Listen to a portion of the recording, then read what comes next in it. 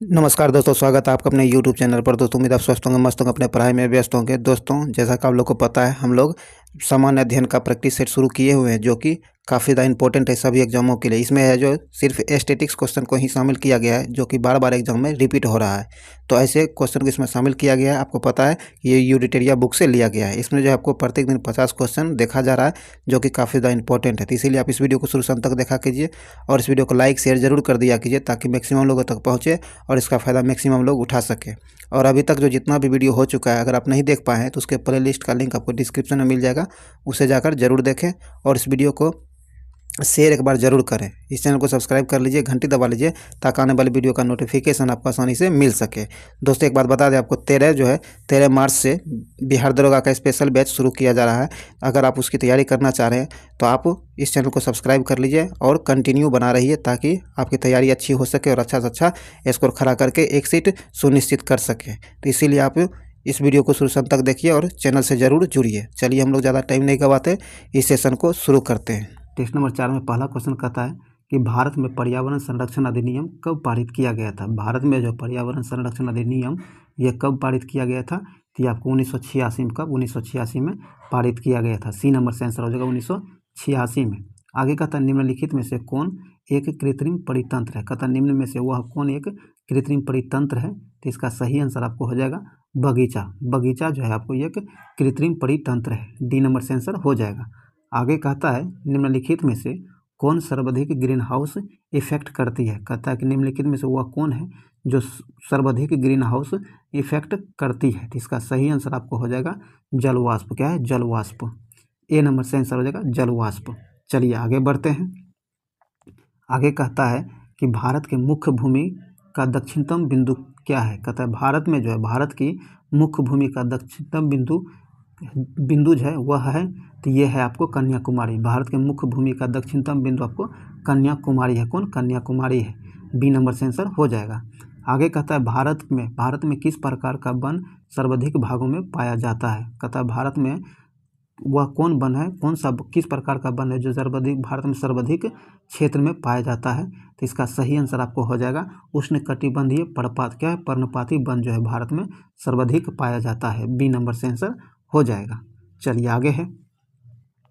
आगे कहता है कि निम्न कथनों में कौन सही है। कहता है कि नीचे जो कथन है इनमें कौन सही है, ये आपको बताना है।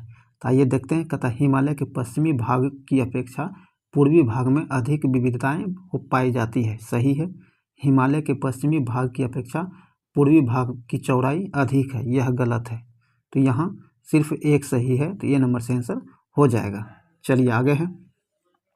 आगे कहता है कि अरब सागर क्या है। अरब सागर में गिरने वाली भारत की सबसे बड़ी प्रायद्वीपीय नदी कौन है। कहता है अरब सागर में गिरने वाली भारत की सबसे बड़ी प्रायद्वीपीय नदी कौन सी है, तो इसका सही आंसर आपको हो जाएगा नर्मदा। कौन? नर्मदा। सी नंबर से आंसर होगा नर्मदा। आगे कहता है चाय की खेती के लिए क्या है। चाय की खेती के लिए निम्न में से कौन सी मिट्टी उपयुक्त मानी जाती है, सबसे अधिक उपयुक्त मानी जाती है। तो चाय की खेती के लिए सर्वाधिक उपयुक्त मिट्टी जो है ये है आपको अम्लीय मिट्टी। क्या है? अम्लीय मिट्टी। ए नंबर से आंसर हो जाएगा अम्लीय मिट्टी। चलिए आगे है। आगे कहता है मानसून निवर्तन जो है, मानसून निवर्तन होता है, मानसून निवर्तन जो होता है यह आपको उत्तर पश्चिम भारत से बंगाल की खाड़ी में, कहाँ? उत्तर पश्चिम भारत से बंगाल की खाड़ी में। डी नंबर से आंसर हो जाएगा। आगे कहता है वेनेजुएला क्या है। वेनेजुएला की राजधानी कहाँ है। वेनेजुएला जो है इसकी राजधानी आपको काराकस है। कहाँ? काराकस इसकी राजधानी है। ए नंबर से आंसर हो जाएगा काराकस। चलिए आगे है। आगे कहता है कि निम्नलिखित में कौन सुमेलित नहीं है। नीचे दिए गए में कौन सुमेलित नहीं है, तो जो सुमेलित नहीं है ये आपको अमेरिका बागियो, ये सुमेलित नहीं है। डी नंबर से आंसर हो जाएगा। आगे कहता है कोरल रीफ या प्रवाल भित्ति मुख्यतः कहाँ पाई जाती हैं। कोरल रीफ या फिर प्रवाल भित्ति जो है यह मुख्यतः कहाँ पाई जाती है, ये आपको कर्क एवं मकर रेखा के बीच पाई जाती है। सी नंबर से आंसर हो जाएगा। चलिए आगे है। आगे कहता है स्वर्ण सिंह समिति का संबंध है। कहता है स्वर्ण सिंह समिति जो है इसका संबंध किससे है, तो इसका संबंध आपको मूल कर्तव्यों से। किससे? मूल कर्तव्यों से स्वर्ण सिंह समिति का संबंध है। सी नंबर से आंसर हो जाएगा मूल कर्तव्यों से। आगे कहता है कि नियोजित एवं मानवीय कार्य दशाओं तथा मातृत्व सहायता के लिए जो है उपबंध संविधान के किस अनुच्छेद में किया गया है? इसका उपबंध किस संविधान के किस अनुच्छेद में किया गया है? तो ये किया गया अनुच्छेद 42 में। किसमें? अनुच्छेद 42 में। सी नंबर से आंसर होगा अनुच्छेद 42। चलिए आगे है, आगे कहता है कि भारत के नियंत्रक एवं महालेखा परीक्षक के संबंध में निम्न कथनों पर विचार कीजिए। कहता है भारत के नियंत्रक एवं महालेखा परीक्षक जो है, इनके संबंध में जो कुछ कथन दिए गए, इस पर आइए हम लोग विचार करते हैं। तो आइए देखते हैं। कहता है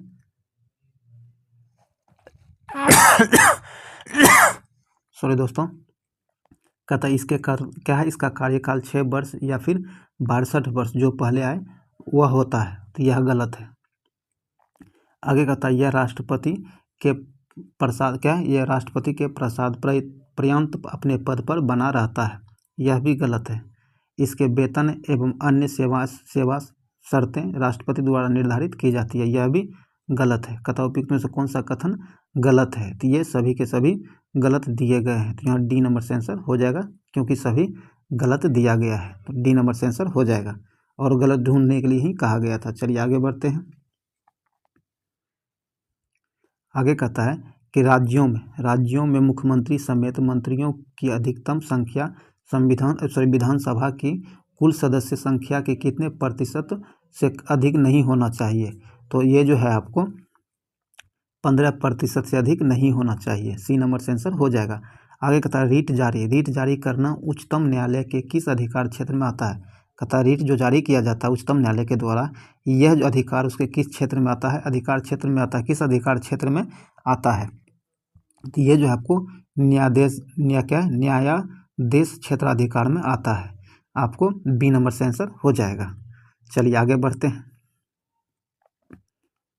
आगे कहता है दल बदल अधिनियम संबंधित संशोधन कब पारित किया गया था? कहता है दल बदल अधिनियम संबंध जो है, दल बदल अधिनियम से संबंधित जो संशोधन किया गया था, ये कब किया गया था? तो ये किया गया था आपको 1985 में। कब? 1985 में। बी नंबर से आंसर हो जाएगा 1985 में। आगे कहता है सर्वप्रथम प्रत्यक्ष चुनाव का प्रावधान निम्नलिखित में से किस अधिनियम द्वारा किया गया है?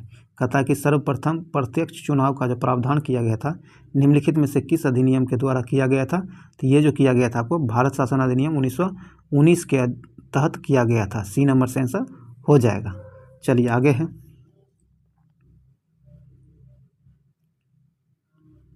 आगे कहता है कि प्रधानमंत्री क्या है? प्रधानमंत्री का राष्ट्रपति को सूचनाएं प्रदान करने संबंधी कर्तव्यों का उल्लेख है। कहता है कि प्रधानमंत्री जो है राष्ट्रपति को सूचनाएं प्रदान करेगा, इसका वर्णन जो इस और करना ऐसा करना उसका कर्तव्य है। ये इसका उल्लेख किस अनुच्छेद में किया गया है? तो ये जो किया गया आपको अनुच्छेद 78 में इसका वर्णन किया गया है। डी नंबर से आंसर हो जाएगा अनुच्छेद 78 में। आगे कहता है निम्नलिखित में से कौन सा देश प्रातःकाल शांति की भूमि के नाम से जाना जाता है? कहता है वो कौन सा देश है जो प्रातःकाल शांति की भूमि के नाम से जाना जाता है? तो इसका सही आंसर हो जाएगा दक्षिण कोरिया। कौन? दक्षिण कोरिया। बी नंबर से आंसर हो जाएगा। चलिए आगे है। आगे कहता है कि जल क्या है? विश्व जल दिवस विश्व जल संरक्षण दिवस कब मनाया जाता है? तो विश्व जल संरक्षण दिवस जो है ये 22 मार्च को, कब? 22 मार्च को मनाया जाता है। बी नंबर से आंसर हो जाएगा 22 मार्च को। आगे कहता है स्वदेशी और बहिष्कार आंदोलन का अनुमोदन जो है कांग्रेस के किस अधिवेशन में हुआ है?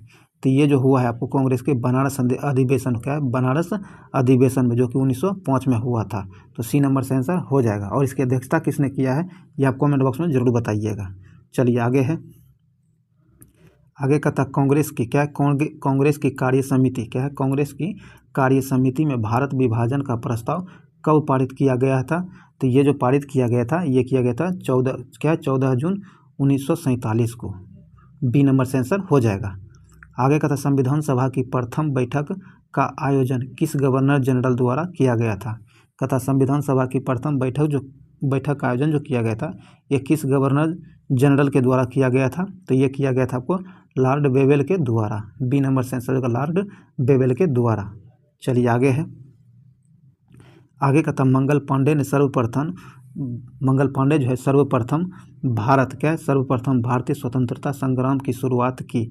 इसके उपरांत ब्रिटिश सरकार द्वारा उन्हें कब फांसी दी गई है? तो ये जो मंगल पांडे को फांसी दिया गया था ब्रिटिश सरकार के द्वारा, तो ये दिया गया था आपको 8 अप्रैल 1857 को। कब? 8 अप्रैल 1857 को फांसी दिया गया था। आगे कहता है बहावी आंदोलन का प्रमुख क्षेत्र नहीं रहा। कहता है निम्नलिखित में से वह कौन सा क्षेत्र है जो बहावी आंदोलन का प्रमुख क्षेत्र नहीं रहा था? तो इसका सही आंसर हो जाएगा असम। बाकी बंगाल, संयुक्त प्रांत, ये दोनों जो आपको बहावी आंदोलन का प्रमुख क्षेत्र में से था, लेकिन असम नहीं था। तो सी नंबर से आंसर हो जाएगा असम नहीं था। आगे कहता पुस्तक क्या पुस्तक एरिया ऑफ डार्कनेस के लेखक है। कहता पुस्तक एरिया ऑफ डार्कनेस जो है इसके लेखक कौन है? तो इसके लेखक जो है आपको ये आपको BS नायपॉल। कौन? BS नायपॉल है। ए नंबर से आंसर हो जाएगा। दोस्तों ये एस्थेटिक्स जीके है जो कि सभी एग्जाम के लिए काफ़ी ज़्यादा इंपॉर्टेंट है, इसीलिए आप इसे मिस नहीं कीजिए, शुरू से अंत तक देखिए और इसे लाइक शेयर कर दीजिए, अपने दोस्तों के साथ शेयर कीजिए ताकि मैक्सिमम लोगों तक पहुँचे और इसका फ़ायदा मैक्सिमम लोग उठा सके। चलिए आगे कहता है सूची 1 को सूची 2 से मिलाना है। एक तरफ संधि दिया गया और दूसरे तरफ ईस्वी दिया गया। कौन संधि किस ईस्वी में हुआ ये आपको बताना है। चलिए आगे देखते हैं। कहता है सूरत की संधि क्या है? सूरत की संधि जो हुआ है यह कहाँ हुआ है? तो कब हुआ है? तो सूरत की संधि जो हुआ है यह है आपको 1775 में होकर 1775 में हुआ है। तो 4 से मिल जाएगा। पूना की संधि जो है ये आपको 1817 में। कब? 1817 में पूना की संधि हुआ है। 3 से मिल जाएगा।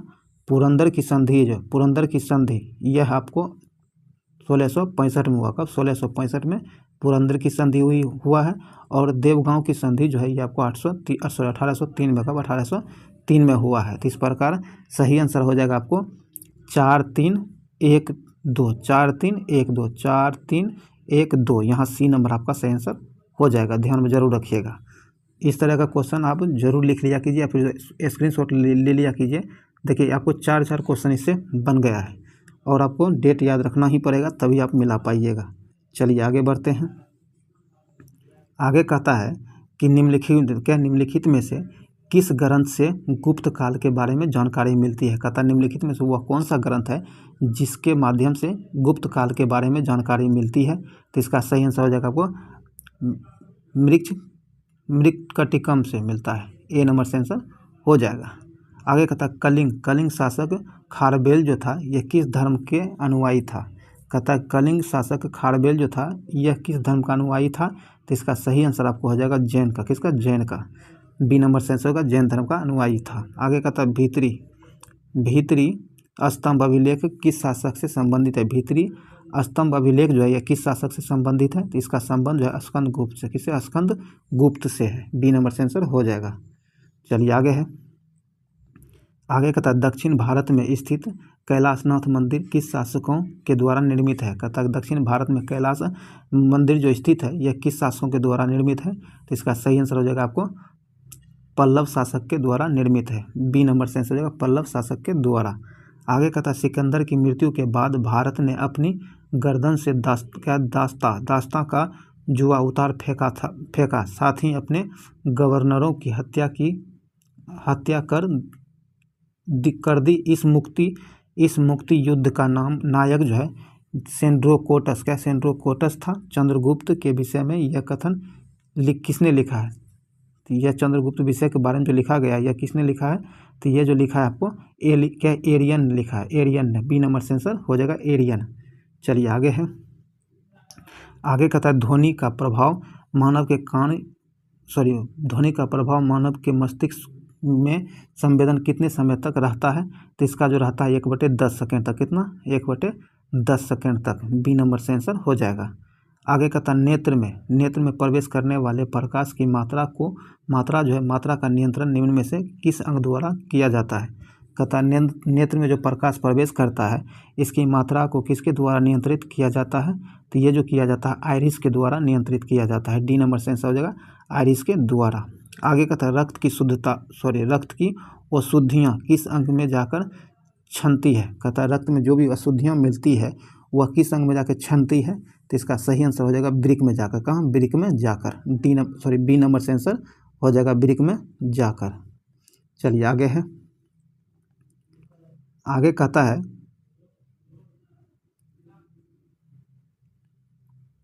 आगे कहता है रक्त का, क्या रक्त का कितना प्रतिशत भाग प्लाज्मा होता है, कहता है रक्त के कितने प्रतिशत भाग में प्लाज्मा होता है। तो इसका सही आंसर आपको हो जाएगा 55 से 60%। सी नंबर से आंसर हो जाएगा।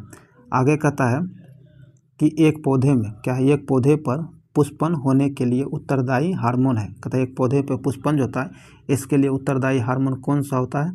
तो ये होता है आपको फ्लोरिजीन, क्या है, फ्लोरिजीन। डी नंबर से आंसर हो जाएगा। आगे कहता है इंद्रधनुष किसके कारण होता है। इंद्रधनुष होता है यह किसके कारण होता है।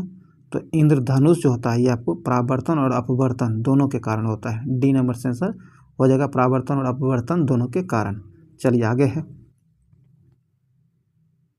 आगे कहता है कि एक ही पदार्थ, क्या एक ही पदार्थ के अणुओं के बीच, कहता है एक ही पदार्थ, सॉरी क्या है दोस्तों, एक ही पदार्थ के अणुओं के बीच कार्यकारी आकर्षण बल को क्या कहा जाता है। तो ऐसे बलों को क्या ससंजक बल कहा गया, ससंजक बल कहा जाता है। डी नंबर से आंसर हो जाएगा। चलिए आगे है। आगे कहता है दोस्तों कि किसी अभिक्रिया में भाग लेने वाले पदार्थ क्या कहलाते हैं। कहता है कि किसी भी अभिक्रिया में भाग लेने वाले पदार्थ जो होता है वह क्या कहलाता है। तो ये जो है आपको अभिकारक अभिकारक कहलाता है। सी नंबर से आंसर हो जाएगा अभिकारक। आगे कहता है क्षारक को जल में घोलने पर क्या मुक्त होता है। क्षारक को जब जल में घोला जाता है तो क्या मुक्त होता है। तो ये जो मुक्त होता है आपको आयन मुक्त होता है, आयन मुक्त होता है। ए नंबर से आंसर हो जाएगा। आगे कहता है नींबू के रस का पीएच मान होता है। नींबू के रस जो है इसका पीएच मान कितना होता है। तो इसका पीएच मान 2.2 होता है। बी नंबर से आंसर होगा 2.2। चलिए आगे है। आगे कहता है बादल और वायुमंडल, क्या है, बादल और वायुमंडल का तैरना किस कारण होता है। बादल और वायुमंडल जो तैरता है यह किस कारण होता है। तो ये जो है आपको संयंत्रता के कारण होता है। डी नंबर से आंसर हो जाएगा संयंत्रता के कारण। आगे कहता है छाया में पनपने वाले पौधे को क्या कहते हैं। छाया में जो पौधे पनपते हैं उसे क्या कहा जाता है। तो उसे जो कहा जाता है आपको सियोफाइट्स कहा जाता है। बी नंबर से आंसर हो जाएगा सियोफाइट्स। आगे कहता है मेनरहीन अंतर्राष्ट्रीय सीमा रेखा किन दो देशों के बीच स्थित है।